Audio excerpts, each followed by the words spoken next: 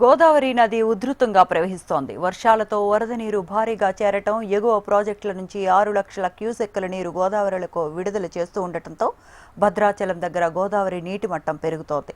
మొదటి ప్రమాద హెచ్చరికకు చేరువలో గోదావరి ప్రవహిస్తోంది. ఈ రోజు ఉదయం 6 గంటలకు 41 అడుగులకి చేరుకుంది గోదావరి నీటి మట్టం. 43 అడుగులకి చేరుకుంటే మొదటి ప్రమాద హెచ్చరిక జారీ చేయనున్నారు. రామాలయం స్నానాల ఘట్టం నీటి మునగటంతో హెచ్చరిక బోర్డులను ఏర్పాటు చేశారు అధికారులు. దుమ్ముగూడెం మండలంలోని వర్ణశాల రామాలయ సమీపంలో ఉన్న స్వామివారి నారచీరల ప్రాంతం, సీతమ్మవారి విగ్రహం, స్వామివారి సింహాసనం, సీతవాగు వరద నీటితో పూర్తిగా నీట మునిగాయి. అయితే పేరూరు దగ్గర క్రమంగా వరద తగ్గుముఖం పడుతోందని, భద్రాచలం దగ్గర కూడా గోదావరి ఉధృతి తగ్గే అవకాశం ఉందని సిడబ్ల్యూసి అధికారులు చెబుతూ ఉన్నారు. రైట్, ఇదే అంశానికి సంబంధించిన మరిన్ని అప్డేట్స్ మా కరెస్పాండెంట్ రవికిరణ్ అందిస్తారు. Ravikiran, good morning.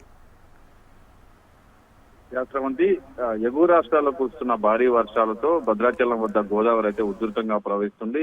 నిన్న సాయంత్రం నుంచి కూడా గోదావరి వరద ఉధృతి అయితే పెరిగిందని చెప్పవచ్చు. నిన్న సాయంత్రం నుంచి ఈ రోజు రాత్రి వరకు కూడా గోదావరి క్రమంగా పెరుగుతూ ఉంది. ప్రస్తుతం గోదావరి మొదటి ప్రమాద హెచ్చరిక చెరువులో గోదావరి ప్రవాహం అయితే కంటిన్యూ అవుతుంది. ఈ రోజు ఉదయం 6 గంటల వరకు కూడా 40 అడుగులు ఉంది.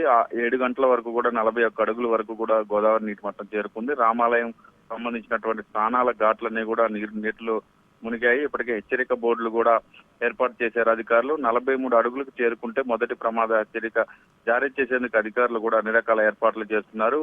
దీంతో గోదావరి పరివాహక ప్రాంతాల్లో ఉన్నటువంటి ముంపు ప్రాంతాల్లో ఉన్నటువంటి ప్రజలందరూ కూడా భయాందోళనలో ఉన్నారని చెప్పవచ్చు. అలాగే దుమ్మగూడెం మండలంలోని సీతవాగు వద్ద కూడా వరద నీరు ఎక్కువగా వస్తుంది. ఈ నేపథ్యంలో పర్ణశాల వద్ద ఉన్నటువంటి రామాలయం సంబంధించినటువంటి సీతమ్మవారి నారచీర ఆరవేసే ప్రాంతంతో పాటు స్వామివారి ఆనవాళ్లు ఉన్నటువంటి ప్రాంతం, సీతమ్మ విగ్రహం, స్వామి సింహాసనం కూడా పూర్తిగా నీటిలో మునిగిపోయింది. అలాగే ఎగువ ప్రాంతాల్లో ఇంకా భారీగా వరద పెరిగే అవకాశం ఉన్నట్టుగా ఇప్పటికే అధికారులు అంచనా వేస్తున్నారు.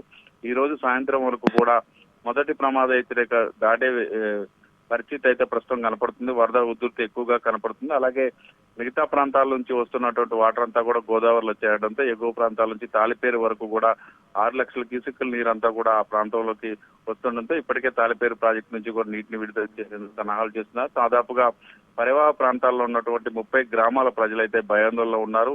ఇటు భద్రాద్రి కొత్తగూడెం జిల్లా కావచ్చు, అలాగే అటు ఎగువనున్నటువంటి ఆంధ్రాలో కలిసినటువంటి ముంపు మండలాల ప్రజలు కావచ్చు, గోదావరి వరద ఉధృతితో భయాందోళనలు అయితే ఉన్నారని చెప్పవచ్చు. ఇప్పటికే ఆ ప్రాంతానికి సంబంధించినటువంటి అధికారులు కూడా ముందస్తుగానే చర్యలు చేపట్టారు. గత అనుభవాలను దృష్టిలో ఉంచి కూడా ముందస్తుగానే నీట మునిగే ప్రాంతాల ప్రజలను ఎగువ ప్రాంతాలకు వెళ్లేందుకు ముందుగానే సూచనలు అయితే చేస్తున్నారు. ఇప్పటికే వరద ఎక్కువ ఉధృతి పెరుగుతున్న దృష్ట్యా గోదావరిలో కూడా ఎవరు వెళ్లే సాహసం చేయొద్దంటూ ఇప్పటికే అధికారులు అయితే సూచనలు అయితే తెలియజేస్తున్నారు. Right Ravi, thanks for the details.